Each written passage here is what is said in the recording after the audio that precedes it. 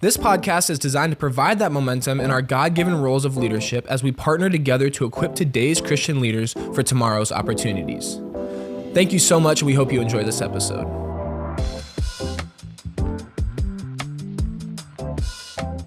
Hello and welcome to another episode of the Momentum Ministry Partners podcast. My name is Eric Miller and I'll be your host. I have with me today a good friend, Donny Varney. Donny is the sports ministry pastor at Grace Church. Donny, sports pastor.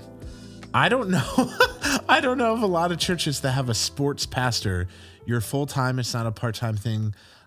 What did you do to get to become a sports ministry pastor? Yeah, it is definitely not that much of a thing. I've been in it now for 9 years, and I've learned that there are a few more like me, but yes, not very many. Do you have to be like a freak athlete? Like, did you beat Jeff in a game of basketball, or like how?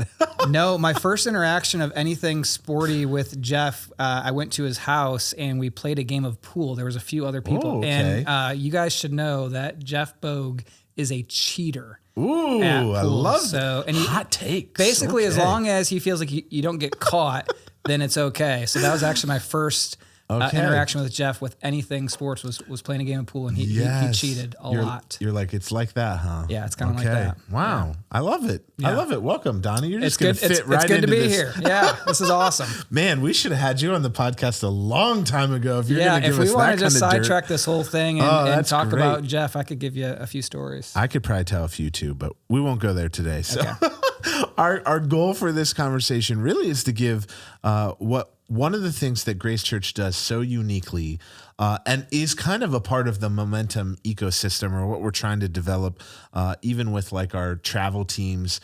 This year, we're launching a sports ministry travel team, which you get to be the administrative leader for that. So you and I have been working together, kind of thinking that through, planning it. We've had a few students that have applied and gotten accepted. So it's exciting. We want to, our whole goal in this environment is really to like replicate you. Can we create or help local churches raise up more people that would leverage sports for the gospel and leverage sports to be able to think like sports is a mission? And so many times, if we're honest, and I've been a pastor for a very long time, like you, where you understand like the mindset behind sports for a lot of churches is that it's a competitiveness, that we have to, as the church, compete with sports or we're losing out to sports. And one of the unique things that you guys do is you just embrace that. So I'd love to talk a little bit about that, Donny. First of all, kind of give us, you said 9 years you've been on staff. Yeah. What did you do before? What's kind of your background? How did you get in this role? So I've been in ministry for going on 20 years, which is crazy. My first 9 years, I was a youth pastor, and I was a Bible teacher at a Christian school, and did a bunch of other things as well. I was kind of like the children's pastor. I ran a vacation Bible school. I did an upward basketball program for 7 years, and did wore a lot of different hats for 9 years. And then for 2 years, I was a student life director at a Bible college in Wisconsin. And then a random connection, my college soccer coach happens to be friends with Jeff Bogue. And so my understanding is when Grace was looking for, their first sports ministry hire, they were after him, and he would have honestly been way better at the job than me, but he was good where he was at. But he recommended that Jeff give me a call. So that's what put me in touch with Jeff Bogue in Akron, Ohio. The only thing I knew about Akron at the time was LeBron James and Goodyear, I think at that point, but been here 9 years and I love what I get to do. So that was how I, man, that's so cool. Landed a sports ministry pastor job. I didn't even know that was a thing when Jeff talked about it. So you didn't like grow up as like a 8-year-old like Donny Varney dominating the basketball courts, and then you're like, I'm going to be a sports pastor someday. Like no child probably ever. No, for sure not. Honestly, though, I would say my dream, as I kind of grew up in a Christian home, single mom. She raised me and put me in front of a lot of like godly influences, and so I had different really good godly coaches And if someone were to ask me in high school what I wanted to be, I would have said I wanted to be like an athletic director of a Christian school. And then as the years went on, I wanted to be like a college soccer coach for like a Christian university, perhaps. So along the way, I've always wanted to, and I saw the impact of like sports with people. My biggest mentor to this day was my college soccer coach. So I saw somebody take a sport and make it something way bigger than the sport itself, by the way he invested in young men in particular. So that's has always drawn me to be a part of something like this, though I didn't know you could really do it like in a church level. So that's been kind of cool. Yeah. It is a different way of thinking. Yeah. Because for a lot of kids like me, I grew up playing baseball and played baseball through college and always thought, like I would have told you, I'm going to be a professional baseball player. My dream was to be the third baseman for the Chicago Cubs, and not because I was that good, but because they were that bad. And I thought the bar's pretty low, so they need me. And yet then when I got cut from baseball and like my baseball career was over long before I made it to the pros, I thought, man, my life is over. I guess I'll do ministry. And it was like the two never connected. There was no way to like, in my head, there was no way of like, how do I leverage sports as a ministry opportunity? I as even in high school, like I knew how to like try to live my Christian life, but I didn't have that mindset of like, how do I leverage this for the gospel? How do I leverage this to build relationships? I wasn't thinking that at all. Yeah, it's so funny you say that though, Eric, because that is what I think hundreds, if not thousands of people think is if I cannot actually make it to, big time, then I won't have a platform. And so therefore any ability to share Jesus with people, if I'm not a pro athlete, is kind of out the window. And that could not be further from the truth. It's so silly because I think the reality and part of what we're both spending our lives to do is helping people understand you have influence right where you are right now. It doesn't matter if you're on a middle school girls volleyball team or you're D1 college athlete, like you are there and God has planted you there and you can be used by him in those settings. So spot on. Yeah. Donny, what does a typical work week look like for you? Just for the churches, the pastors, leaders, listeners who have no context for this whatsoever. There's all kinds of stereotypes about pastors out there. Like you only work one day a week anyways, right? Like it's just Sunday. So what does that look I've like had to defend my job so many times to so many people. Like, seriously, for real though. Like, what are you actually doing? For real. They're quizzical about it. Like, So I don't think, probably like a lot of jobs, there is no typical work week. But honestly, if you're in ministry and you're in the people business, and I mean that in hopefully all the right ways, but for me, we have approximately 500 volunteers that we are pouring into and investing and training and pouring into. And then you've got about 3,000 participants that are a part of various things that we're doing throughout the year.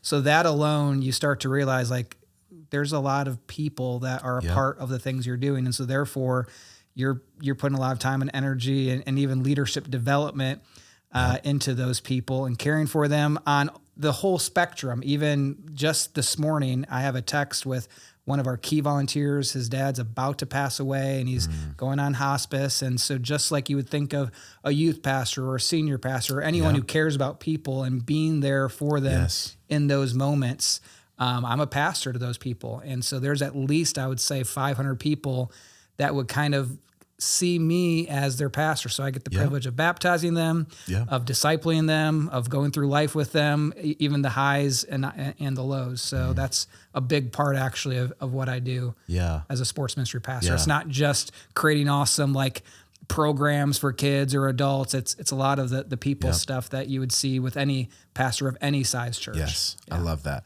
Now, Donny, let's go a little deeper on that and give some context. Not all of those people, your volunteers probably yes, but not all of the people that are in the sports ministry world under your like leadership and guidance and direction would call this church their home church. Right. So kind of give context to that, even like of those hundreds and thousands of people that you're referring to, what are like the different avenues or opportunities for people to engage and get connected in what Grace Church does with sports? Yeah, on average, for most of like the different programs that we might run, we'll have at least 50% of those people do not have a church home, certainly aren't going to Grace Church. And so there's a whole different way in which we're interacting with them and reaching them and creating meaningful, I'd say, ministry opportunities and moments with them throughout the course of a given year. So you've got that. So yes, you're absolutely right. There's a whole spectrum of people who are interacting with us and have different expectations of even what they are looking for from us. And so I think we'll get into this a little bit, but like, man, some of the people, they literally are coming to us just because they want their kid to be better at basketball. And that's literally the basis of our relationship going in. Yeah. But, I could share story after story of some of these people who that's kind of what their expectation was going in, but going out, it's a whole different story. So, yeah, for sure. I love that you actually I think this also speaks to your heart. Like you can, and I know you and your team have the numbers, you have the statistics, you know that you're not just running a sports camp or any of a sports ministry for all the other local churches. Right. Sometimes on a children's level, churches will see this with Vacation Bible School, and they're like, hey, we ran the numbers and we're doing Vacation Bible School for all of the other local churches that aren't big enough to run Vacation Bible School. And we're actually not reaching anyone who doesn't know Jesus or is already in another church.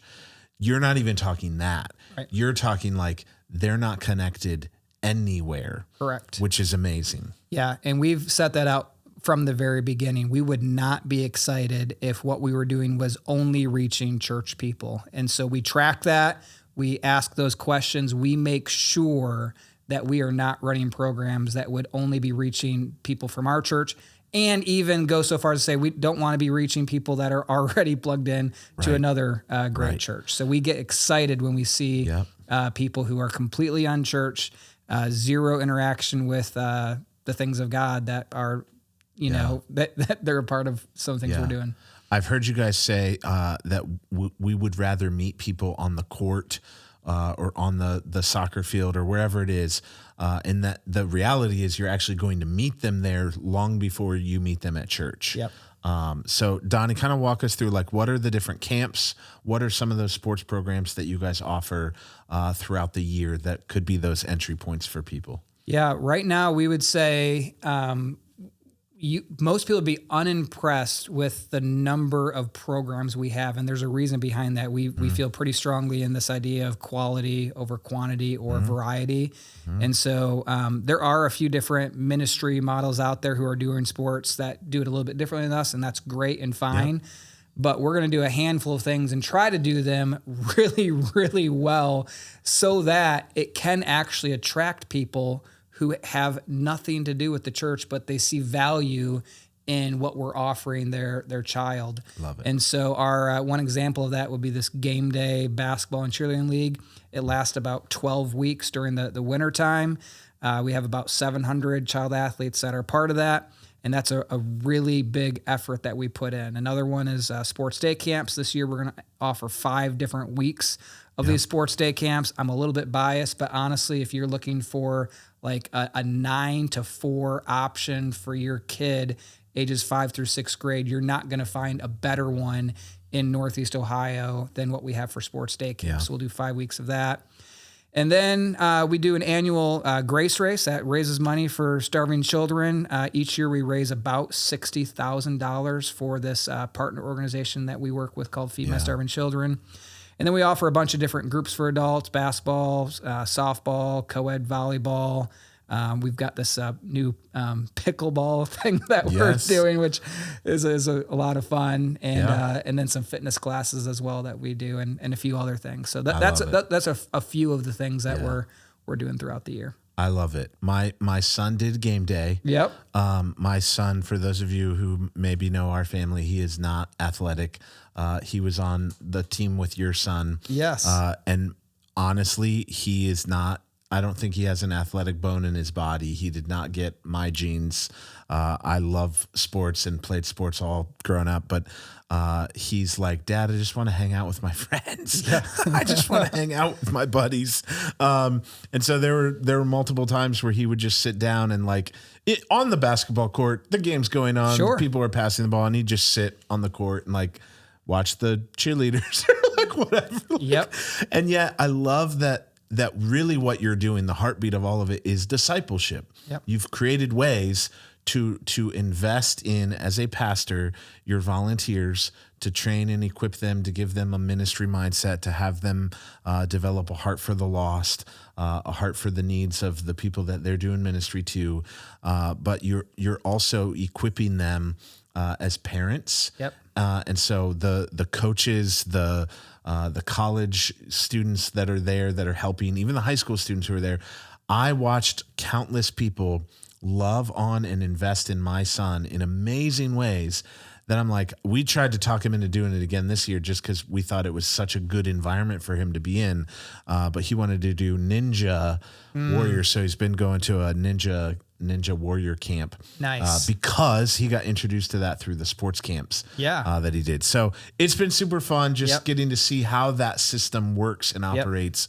I can attest to the value of all of that. Well, even what you're saying there, Eric, is exactly what we've realized with some of our intentionality for the kinds of programs that we might introduce. So something like game day, we try to turn a kids program into a parent ministry. Yes. And then I would go so far as to say a kids discipleship program. So we are not only going to give them basketball or cheerleading, but we are literally going to take church to the community through a basketball and cheerleading league. And so what you have every single week at our practice nights is what a kid would get if they were to go to our church. Yep.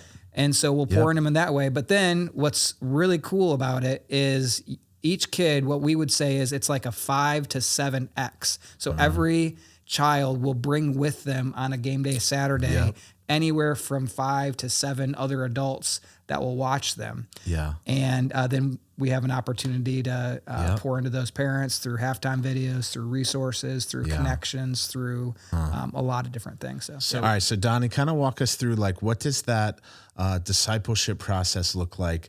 What's a win for maybe the churches that are looking to start a sports ministry? Maybe someday they want to have a sports pastor. Give context for how do you work that through?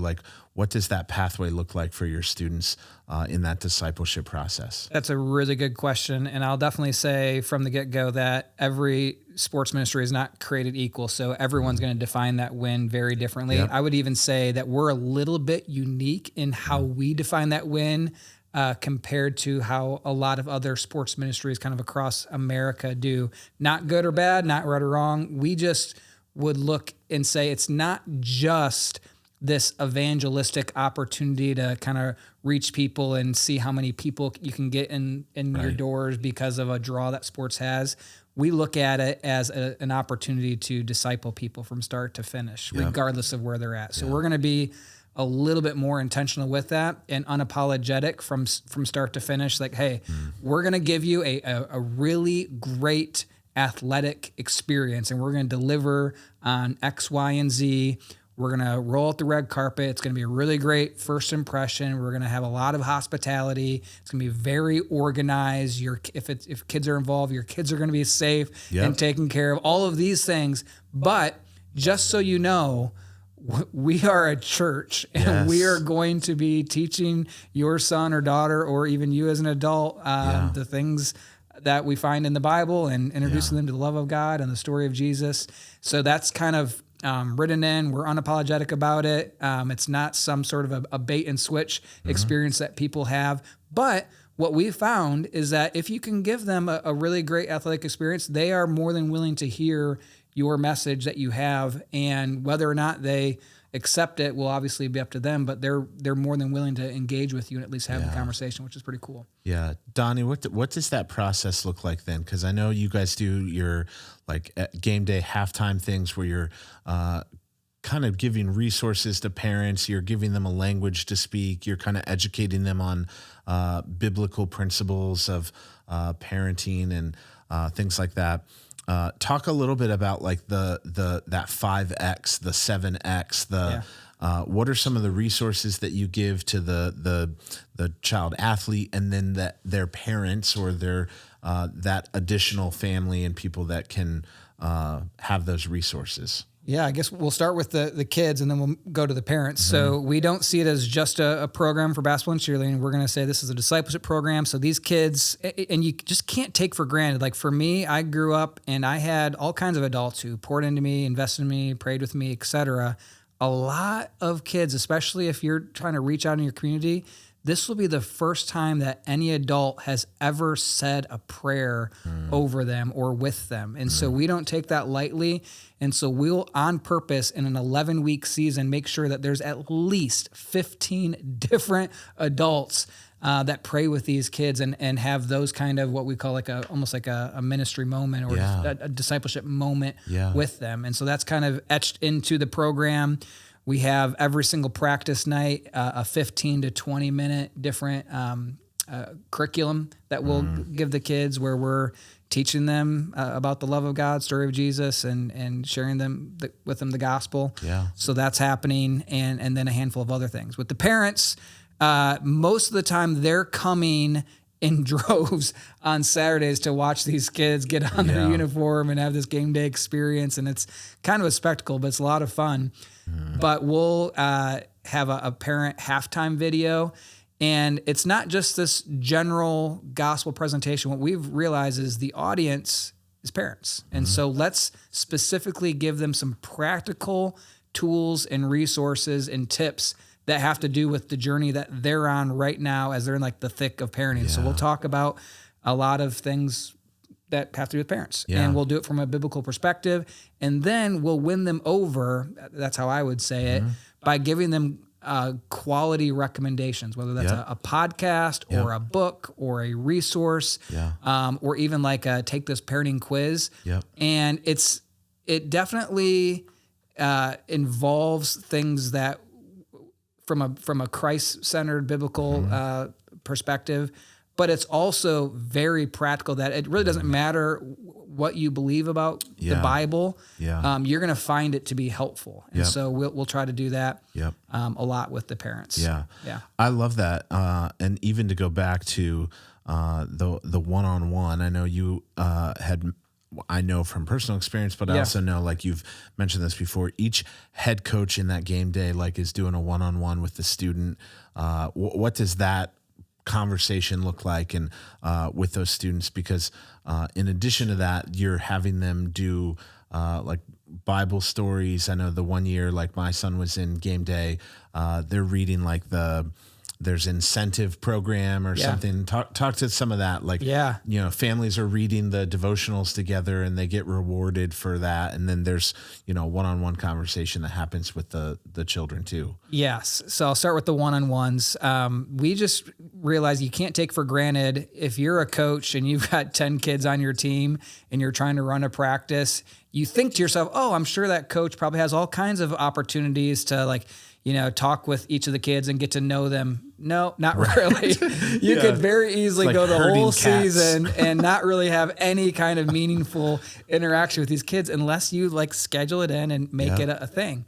And so hopefully it happens a little bit throughout the season, but what we want to make sure is by the end of the season, we'll have maybe an assistant coach who runs that practice, and that coach will literally, for as many weeks as it takes, take every single kid aside and have a conversation with them about how the season's gone. So hey, cool. What was your favorite part about game day this year, or sports camps, or whatever the environment may be? What was your favorite part of being on the team? Did you learn anything more about basketball or cheerleading or whatever the sport might be? Yeah. And then you get into, hey, did you learn anything about the Bible, or what about the devotion times? Or hey, I know you probably read this 100-day devotional thing that we've been going throughout the season. How has that gone? And then you ask questions like, do you even know what it's like to have a relationship with Jesus? Yeah. And what I can personally say, as wearing the hat of a sports minister pastor, but also wearing the hat of a head coach and actually having these conversations with these kids, is you might ask the same question to 10 different kids, and maybe 9 of them kind of respond in this, it's pretty basic and there's nothing really there. And then there's going to be a child that kind of out of nowhere is like, wow, this is the first time they've really had an opportunity to process what it means to have a relationship with Jesus. Cool. And they will ask questions. They'll want to talk about it. And many times what we find is that kid is absolutely ready to accept Jesus. Yeah. And this isn't something that we coerce or manipulate or try to force. We've all been in situations, if you've been in ministry long enough, where you feel like, I think we're just, forcing kids or people to make decisions. And that's not all what we're doing. These kids are... Hey, we hope you're enjoying the episode so far. We'd like to just take a second, hit pause, and share about one of our ministries we have with you. Here at Momentum Ministry Partners, we are so excited to invite students from across the nation to our annual youth conference. We're going to be at Indiana Wesleyan University July 18th to 23rd, 2023, and registration is now open. We are thrilled to bring together thousands of students for life-changing sessions, hands-on ministry, and a whole lot of fun. It's the best week of summer, and we want you to be there. We've got past speakers such as Sean McDowell, Francis Chan, Ann Byler, Lecrae, and we're going to be announcing our 2023 lineup of speakers very soon, so please be on the lookout for that. In between, we're going to have what we call power tracks. Those are breakout sessions for students that are going to be hitting the hottest topics that they're dealing with in culture today. We want them to come and experience and wrestle through their questions of faith and meet Jesus in a new and powerful way. We're excited to have you there. Please register early to get the best rate. We want you to register by March 15th and lock that in. And we hope to see you and your students there. Plus, keep in mind, if you're a new church, we've got discounts just for you. You can get all of that information and more at buildmomentum.org. Again, that's buildmomentum.org, and we look forward to seeing you this July. All right, so Donny, let's kind of think through this here a little bit. I know you're kind of talking around these, like the practical principles, some of the things that you guys have done. Give our listeners, like, what's a story or two of life change? Like, have you actually seen this work in a student's life or in their family's life? I know just from being around, there's countless of those stories that have happened where people signed up because they wanted their kid to play basketball in a good environment. Like you said, they didn't really care about the church side of it. They just wanted a good experience for their child. And then, like, lo and behold, they'll start coming to church and they pray to receive Christ. Or give us some of those. What's some of those stories that you've seen happen? Well, we've had a lot of them. And so it's hard to just choose one or two. But I want to paint a picture of we do see anywhere from, 25 to 50 kids who will, accept Christ throughout a given year. Mm-hmm. And to kind of put that in reality, I just actually literally yesterday just found out there was a child that kind of grew up here in the area, attended game day in 2019, and tragically passed away this past week. And at the funeral, it was shared that one of the significant times in his life was game day, and how that was the moment that he would have said he decided to follow Jesus. Wow. So I'm like super humbled by that, and that's not really a story that I'm excited to share, obviously, for a lot of reasons, other than to share that these salvation decisions aren't just like decisions. A lot of times they end up making a really big impact in someone's life and eternally change the trajectory of their life. So fast forward, though, what's been the coolest thing for me is that some of these kids, they didn't come from a church home. And what we've seen this year, we saw this, there were 5. We had 5 head coaches of game day that played game day as like a 4th, 5th, or 6th grader. A couple of them weren't going to church anywhere. Wow. They now are completely plugged into our church. They grew up now in their middle school ministry, our student ministry. Now they're either a senior in high school, a couple of them now they're in college, and they wanted to give back and be a part of game day. And now they're a part of our church, and they're a head coach for the game day program. That's super fun. Without giving a bunch of names like that, we're seeing that happen real time where it's like this full effect.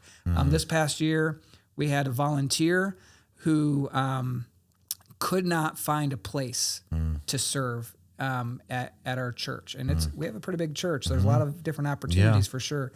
But didn't feel like they had a place to serve. And sports ministry was like the first thing that really made sense for them. So they took a shot at it. They actually are amazing. They're actually one of our like announcers. Nice. And they love it. They're kind of almost known as like the voice of game day. Yeah. And they've been doing it now for the past 9 years. And God has done a work in this person's heart so much so that they now said, you know what, I haven't fully gone all in with Jesus in a public way, and they want to get baptized. And so I had the privilege of baptizing this individual, and they're continuing to make great strides for Christ. Wow. So there's like a lot of things like that. There's some parents where I just had a conversation this past week with a month ago, that came in because we're offering some of the resources that we're offering. She literally came in and said, I have some sexual abuse trauma from my past. Do you have any idea where I could turn to or where I could help? So I'm like, well, actually, I think we do. And so I literally went to the parent resource table. Sure enough, there's a connect group that we have specifically with what she's talking about. She was blown away. I was a little bit blown away. Like, yeah, this is actually going to work out. Yeah. Well, I found out from our marriage and care pastor last week. He's like, yes, that lady is signed up for that class. She took that step. So, it kind of happens on a lot of different levels, but the stories are, if I'm being honest, humbly, and I guess I am biased, but they're in abundance. It actually is, it's working. Yeah. That's so cool. I love seeing kind of the end goal of that. Donnie, now let's kind of go the other direction. So for a church, a pastor, a lead pastor, youth pastor, whoever's listening to this, and that's kind of God's putting something on their heart. They're listening to this for a reason. They're trying to gain some ideas. Give some advice. How would they get started? How would a church kind of begin this process? Maybe they've had a sports camp, but they're like, we'd like to make this more of a focal point of our church or a ministry emphasis. Where would they begin? Give some advice. Yeah, I love that question. I actually get this a lot, and people get overwhelmed very quickly with where to start. And I get it because there's a lot of different sports. Yeah. And sports is something that kind of any age can participate in. So it's like, should I do soccer? Should I do basketball? Should I do this? Should it be something for kids, or should it be something for students, or should it be something for adults? Should it be a one-day thing? Should it be a camp? Should it be a league? There's all these different options out there. And so very quickly, you're like, I don't even know where to start. Yeah. So the thing I say to every single person is, do you have currently anybody else in your church or within your sphere of influence that you feel like there's any kind of synergy towards any specific thing? Start with the people. Start with your leaders, your spiritual leaders who you feel like you could trust or that you feel like you can equip and train. And where is that core of people?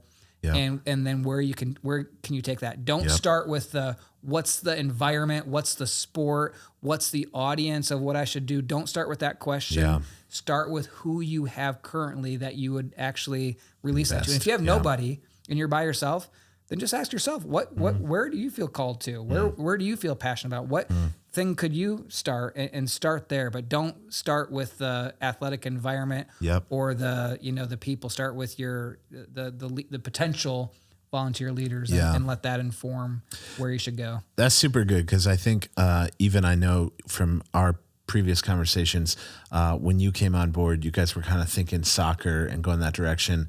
And then you're like, wait a minute, we live in Northeast Ohio. It snows 8 months out of the year, it seems like. So let's pivot and go basketball, right? And because then we can be indoors in the winter. And so I know you guys are in the process right now of even building a gym and having additional space to be able to run some of those programs, because basketball is the area where God was at work. Yeah. It's where he was leading. And so like, even to that, like, I'll take that one step further of like, where is God already at work? Yep. In your church, in your community? Can you join him in that? Yep. Can you put some wind in the sails of in that essence? Yeah. And the other thing I would say with that, and this is pretty important too, it goes back to what I was saying, quality is better than quantity. I think it's really, if you're a church in particular, you're going to have a bunch of strikes against you about what you're trying to do with something sports. There are like, you're a church and you think you're going to offer me something that is of any kind of quality. Right. I don't know if I trust that or believe that. And the reality is, if you try to start too many things, you probably will spread yourself too thin, and it probably won't be something that's actually something that the community is going to take seriously. That's such a good point. Literally just try to do one thing really well instead of trying to, start a bunch of things. You don't have to start a massive sports ministry with a lot of different programs. Just do one thing and try to do that well for as long as it takes. And maybe that will be the only thing that you offer, but do something that you can do well as opposed to a bunch of things. That's another thing so I like to good. say. Yeah. That's so good. Donnie, thank you for being a part of this conversation. I know this really is your heartbeat. You've been a part of this at the church now for a while, but as God has opened up other doors for you to be a resource to other churches, I know you do a lot of that as well. So to any of our listeners, if you have further questions, Donnie is a phenomenal resource. Momentum wants to be a resource to you in that as well. And so that's part of where we're pairing up, teaming up to offer sports ministry travel teams to help you identify maybe some of those students that are in your church that want to leverage sports as their mission field and think in that way where they can leverage sports towards the gospel and build those relationships. So we're committed as Momentum Ministry Partners to come alongside of you on that level as well. So if you have questions about that, or even other episodes, topics that we could help be a resource to, send us those questions. You can email us at info@buildmomentum.org. That'll do it for today's episode. Donnie, thanks so much for being a part of this conversation. Thanks, Eric. Yeah. See y'all. Well, guys, I think that's going to do it for today's episode. Thank you so much for listening. We'd be really honored if you went ahead and subscribe to the podcast, and that way you can just kind of stay up to date with the episodes that we're posting in the future. To learn more about Momentum Ministry Partners and our many other resources, please be sure to follow us on social media at Momentum Ministry Partners, or check out our website, www.buildmomentum.org.